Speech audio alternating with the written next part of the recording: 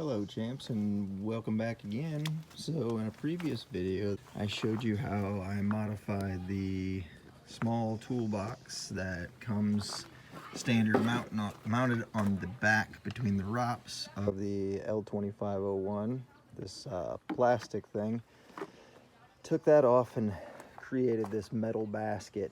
So great thing about that is that we can carry more stuff. Problem is there's nothing that allows me to store more than just a cup of coffee or a beverage while I'm out in the field than this cup holder. And there's this empty space over here that Kubota obviously made very inconvenient for you to be able to mount and dismount the tractor from the right hand side. And we've got the plastic box. So in this video, I think what we're going to do is use the mounting holes that exist from the factory, where you could have a handrail on both sides of the tractor if you'd like, and instead I'm going to mount my little glove box over here so that I can put things in there like my cell phone, wallet, small tools, things I want to keep out of the rain, maybe headphones, what have you. Heck, maybe I'll even wire it so that I've got a charger port inside of there direct from the electrical system. That'll be a different video. And we'll use some of the scrap metal that I collect from around the farm. So without further ado, let's get started.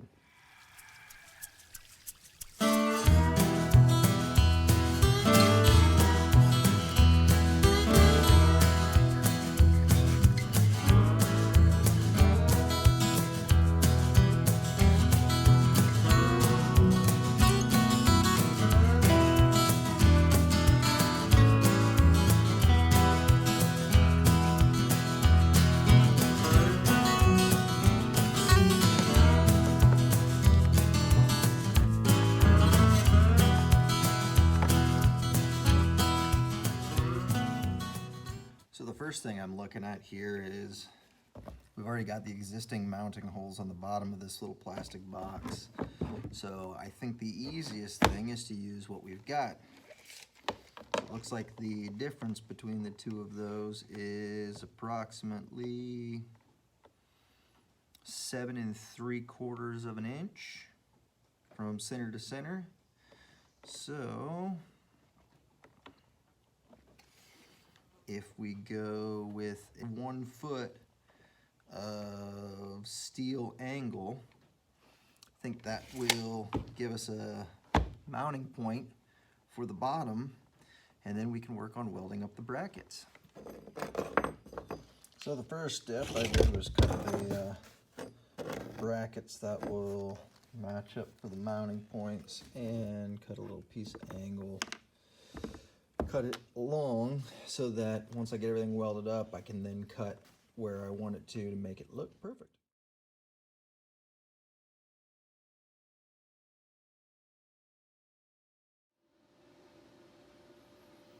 And once we get the brackets made and the cross member, now it's time for the difficult math. So what I'm realizing here is that you've got, this top bracket's not going to be completely level, and that one obviously is not on the wheel fender. But as I've welded this up and I realize that I'm off by a pretty good amount when I first tacked it, that is it really going to matter that it's level? As long as it's aesthetically looking good, I think that having it at a little bit of an angle might actually be all right. The next step was the upright back bracket in the front, where I had a square piece and held it plumb, measured. It was about 5/8 of an inch difference between the front and the back, the angle. Measured that out and cut it, and it sits perfectly. Well, good enough for my purposes. So now I think I'm going to take the bracket off, and it should weld up and to be very easy to put back in place.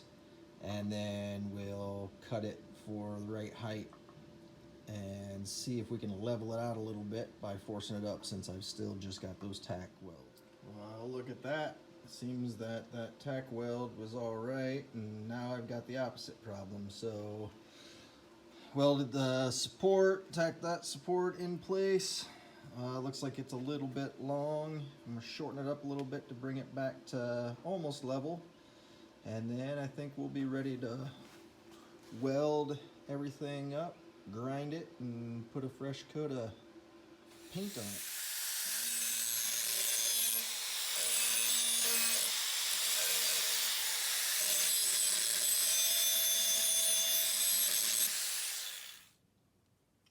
So it looks like I've got everything welded up, and it should work nicely. One thing that I'll note here is that the last step I did, you'll notice that I took off all the sharp corners, because I do not care how careful you are or how much you think it's tucked away. When it comes time that you're running the tractor, you're out in the field working, and you go to grab something or move something, you're going to catch that corner no matter what. Murphy's Law just says it.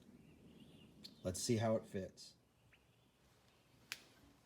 All right, so there she is, the finished bracket. And there she is, all painted up and mounted. Let's see what it looks like with the box on top. Perfect. I think that'll work. From a functionality aspect, I'd give it a A+.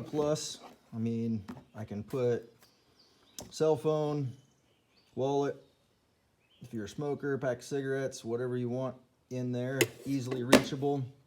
And one concern I had was the functionality of being able to move the bucket, especially to get into what they call the sweet spot down here, to be able to lift and roll out the bucket at the same time. So I'll show you how it actually makes it easier, or better, at least in my case, because when I go to do that, if I drop my hand like this, it's in perfectly in the sweet spot, so there's no fishing around for it anymore.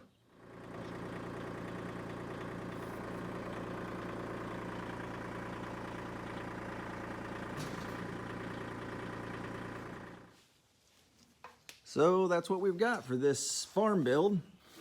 Please subscribe and give us a like. Make some comments below for anything that you think you might offer up that would be an improvement, or another modification that you've seen that was good for your tractor. I love you guys, and drink water.